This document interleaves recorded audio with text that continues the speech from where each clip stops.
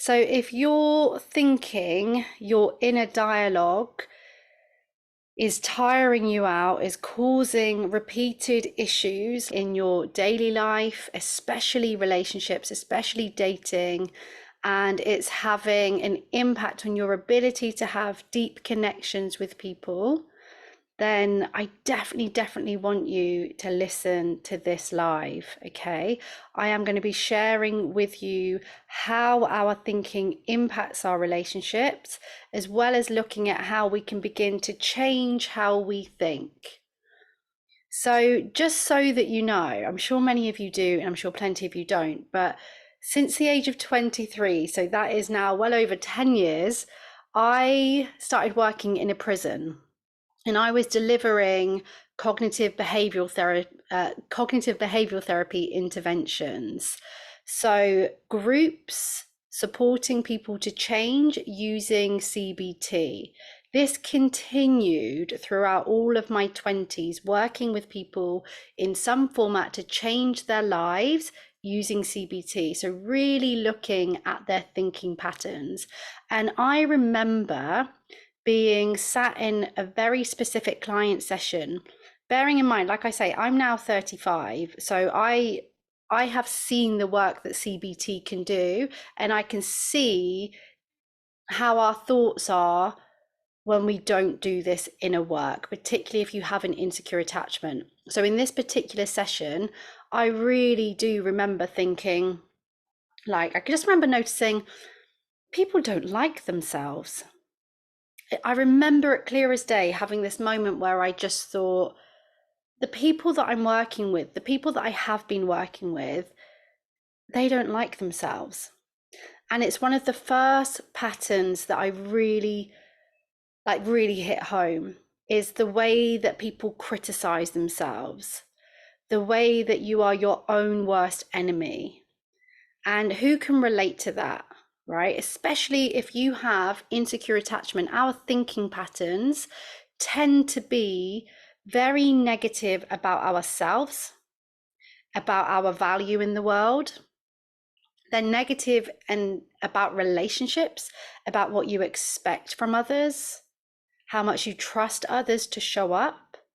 And generally speaking, about the world as well, you can have quite negative views on what you expect from how your day is going to play out, on whether things are going to work out for you. So there's definitely a clear difference, I would say, in how you think when you have an insecure attachment versus if you lean more towards secure. Okay. Secure thoughts tend to be more structured. You can zoom out and look at the bigger picture, take that helicopter view of a situation. You can have more positive, balanced, and accurate views. It's not that you can read minds, it's not that you can see into the future when you feel more secure, but there is this ability to see things with a bit more accuracy because you take in more information. You're not just using the past to make your decisions and your choices and your judgments. So there's much more awareness of your thoughts. Insecure thoughts, and who can relate to this one? Insecure thoughts can be very jumbled, very quick, very loud. There's not so much structure. Yeah. Sometimes the way that you try to verbalize your thoughts, it might not make much sense. There can be confusion. It definitely tends to lean towards the more negative side,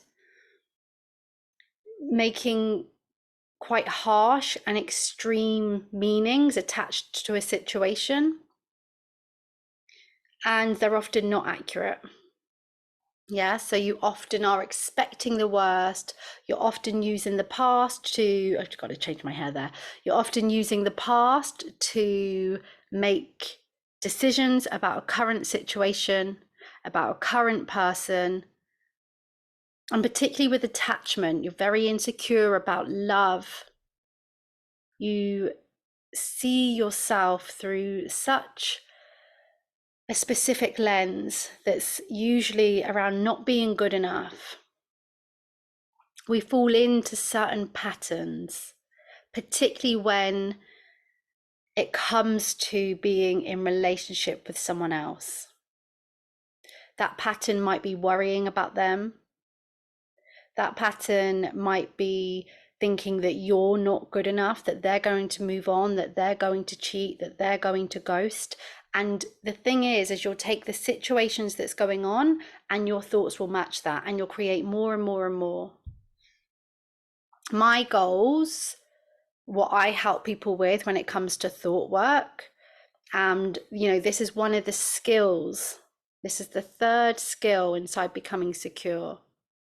And my goals for you when it comes to this is for you to be able to interrupt your cycle, those thoughts, before they spiral, before it leads to action that you wind up regretting or not feeling good about. I want for you to be able to have more balanced thoughts, more thoughts that make you feel good, because our thoughts are directly linked to our feelings, right? I want you to see love and connection through a new lens, not based on your past, not based on relationships from the past. I want you to be able to see love and connections as they are, and to see yourself as you are, not through this old limiting belief. I want you to not let your mind use the past as the map for your future anymore. To create new ways of thinking, new pathways, new ideas for yourself. Like, that is so powerful, right? We don't have to use our past. There are many different ways to work on your thinking patterns. The first is always going to be awareness of the detail. How your thoughts link to your moods, how they link to your feelings. When I'm angry, what kind of thoughts am I having? When I'm sad, what kind of thoughts am I having? What tone of voice is it? Really tuning into the detail, and that's going to help expand that awareness. I'll give you the tools for this inside Becoming Secure, or one-to-one as well. You can change your thoughts through bringing in more kind, loving, open kind of thoughts.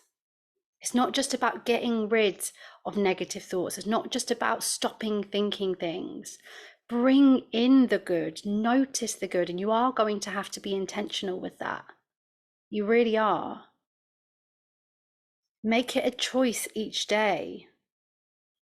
One of the best things that I love to do, so like a third tip around changing your thoughts, is to test your thoughts out. The best way to prove your thoughts wrong is to take action. When your thoughts tell you you can't, show them you can. Yeah? Let things play out naturally without you predicting, without your intervention. And you will see over time that not all of your thoughts come true. We don't let things play out, especially when there's anxiety. We interrupt, we have that sense of urgency. Let things play out, and you will see that many times things turn out way, way better than you ever could have imagined. When you let things play out after, we use the example again of someone cancelling on you. Let things play out after that, and you see that they don't ghost you, that they do message again. I'm not saying that's the case for everyone, of course. But let things play out. Prove your thoughts wrong with time. Inner communication, this is one of my favorite ways to start managing your overthinking and those negative thoughts. And trust me, this is a huge part of becoming secure in all the ways that I work, and especially on the course. If you don't know, which I'm sure you do by now, if you've listened to all of this series of these skills, Becoming Secure is my 12-week course where we're going to work through each of these skills together. Inner communication. The anxious and critical thoughts that you have about yourself, about love, about relationships, about separation, about your future, they will transform when you learn how to communicate with yourself. When you learn how to observe and not attack and not cling to your thoughts. When you become less afraid and you become the leader.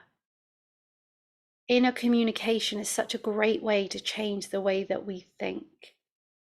We will use language. It's a huge part of how I help people with their thoughts, to tune into new language.